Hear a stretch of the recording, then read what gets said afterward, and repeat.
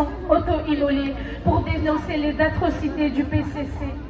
Saviez-vous que les Tibétains sont arrêtés pour avoir montré le drapeau tibétain et manifesté dans la rue? Saviez-vous que les Tibétains sont menacés et arrêtés pour avoir exprimé leur mécontentement envers le PCC? Saviez-vous que les Tibétains sont torturés jusqu'à la mort en prison?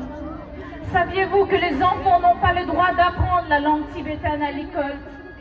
Saviez-vous qu'en ce moment même, il y a plus d'un million d'enfants dans des pensionnats coloniaux chinois, séparés de leur famille, leur culture, forcés à avoir une idéologie chinoise?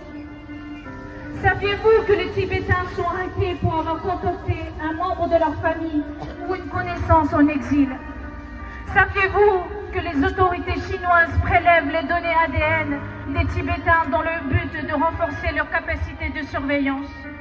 Saviez-vous qu'au Tibet, en ce moment même à DG, les Tibétains sont chassés de leur village et des monastères sont détruits à cause de construction de barrages? Saviez-vous que le but ultime du Parti communiste chinois est de supprimer l'identité tibétaine?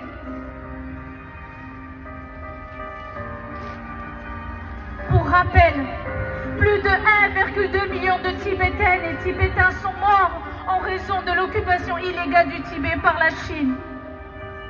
Et les conditions des droits de la personne demeurent critiques. La situation au Tibet est urgente, et déchirante, et dramatique. Le gouvernement chinois est déterminé à effacer toute trace d'identité nationale tibétaine dans le but d'étouffer toute forme de dissidence parmi les Tibétains. 10 mars, chaque année, des milliers de Tibétains et les amis du Tibet descendent dans les roues à travers les mondes pour marquer l'anniversaire de la journée nationale du soulèvement tibétain, pour dénoncer l'oppression chinoise depuis leur invasion. 65 ans de résistance, 65 ans d'oppression chinoise, 65 ans de combat pacifique.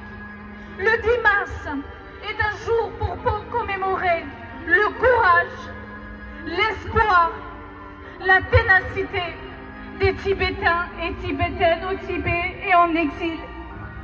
La Chine communiste a peut-être réussi à nous enlever notre pays, mais elle ne pourra jamais enlever la force de notre résistance, de notre unité, notre force intérieure.